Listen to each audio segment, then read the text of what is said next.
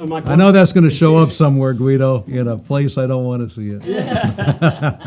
Hey, have I ever Yes. taken a picture Yes. of you that embarrassed you later? Yes. I could, cut. Let me tell that story. Yeah. Mic him up. All right, see you guys. See you, buddy. See you, Guido. Tomcats forever. All right, Nailed it. you got it, man. And then, we're running already? The mist running? All right, okay, we are running, so we'll slap it, and then I'll. All right, just finish up with your version of the nasty Okay. story. Okay. So I've had an awful lot of interesting experiences in the Tomcat. I flew for 25 years, or I was in the Navy for 25 years. I flew the Tomcat for probably 17 of those years. And one of the more memorable episodes was as a student pilot going through the F-14 RAG, you have one opportunity to sit in the back seat. And it was what was called the Air Combat Maneuvering One Flight, or the flip-flop hop. And the instructor pilot would sit in the front seat and take the airplane through its paces, take it through all the edge of the envelope type flying.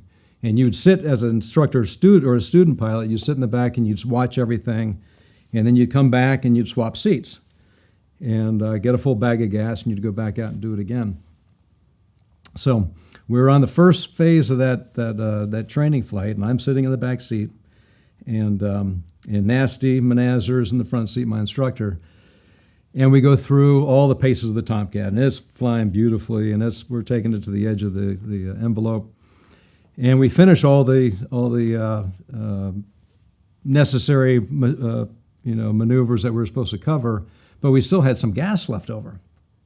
And Nasty calls back and says, "Hey, what do you think? You want to do anything else?" I go, "Yeah, let's go see that zero airspeed departure again." And what a zero airspeed departure is you start at maybe 5,000 feet or 10,000 feet at 500 knots. You put it right on its tail, you go as high as you can, and then you run out of airspeed and you start falling backwards. And in this case, Nasty was trying to keep it on its tail as best as it could and maybe have it fall on its back. And so that was the plan. We were all excited about doing it. We started up. The airplane was flying perfectly, losing airspeed. And as it was starting to fall backwards, we lost the left motor. And we had a compressor stall, and so now we don't have any thrust coming out of that motor, full thrust coming out of the opposite motor. And we fall on our back. And as we fall on our back, we start into an inverted spin. And so we weren't really expecting that. But after about 2 rotations or a rotation and a half, airplane rights itself back up, but stays into a flat spin. And so now we go through spin recovery procedures. And as a student pilot, I know all the spin recovery procedures. And so we're going back, challenge and response, and the airplane is just staying in the spin. And we're not getting out of it. So I'm calling off altitude, calling off airspeed. I'm seeing the nose drop and telling this to Nasty, and he's telling me what he's seeing. And I'm seeing a flashing spin arrow in the back. And I call out 10,000 feet, because 10,000 feet is the point when you're supposed to eject if you're out of control. And the nose is dropping at the same time, and so we stay with it. And we go down to about 8,600 feet, and the nose comes right back up to the horizon, and now we've lost the other engine, and now it's really, there's really no option at this point. So he goes, "Stand by, we need to eject." So the first step in the ejection sequence is for the Rio, the back seater, to pull the canopy and blow that. So I did that, and I think I'm the only Rio that has ever done that actually in an ejection sequence. At least that's what I'll say. And no one on this movie can contradict me. But then I decided to lean forward and see where the lower handle is. And the last thing you want to do before an ejection is not be in a perfectly upright and vertical position.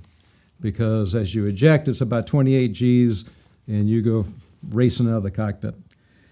I didn't get that brief. So I was leaning over when Nasty pulled the seat, or pulled the handle, and in the Tomcat, the back seat goes first. And so as I'm looking down, he pulls the handle, and my head stays there, but my ejection seat goes up, and so I get my head snaps, and I get knocked out. And so I don't know what's going on until all of a sudden you have seat man separation. The seat separates from you, and then the parachute automatically opens up. And the opening shot from the parachute woke me up. And so all of a sudden, student naval aviator in a chute, and the first thing you do is you grab to hang on to this thing. And the second thing you do is you look down and you see your airplane with nobody in the cockpit, and it's spinning. And then you sit there and think, huh. So here I am. And I look over, I see Nasty, and he's in his parachute. So we both signal to each other.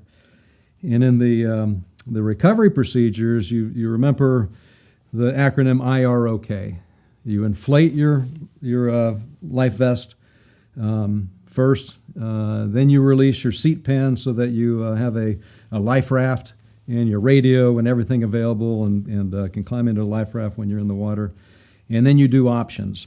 And the options can be whatever. You save your gloves, you take off your mask, you do other things. One of them is that you can pull these little handles and you can start to steer the parachute. And so we're just up in the air. We got a long time to go, so well, might as well fly around a little bit. And so I start tugging on my parachute, and I noticed this whole time that whatever I did, Nasty would be doing the same thing. And so when I get to the point where I start steering, I look across the way, and he starts steering as well. And the only time I was ever terrified during this entire event was when both of our parachutes started to aim toward each other.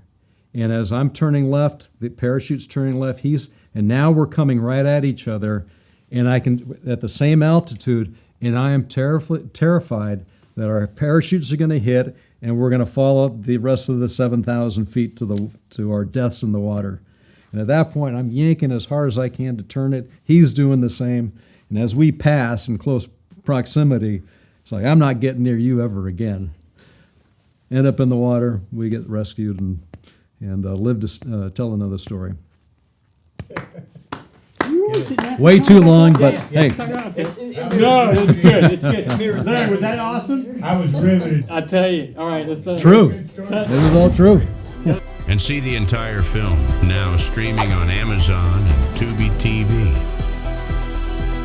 Or order the DVD online on our website, speedangelsproductions.com.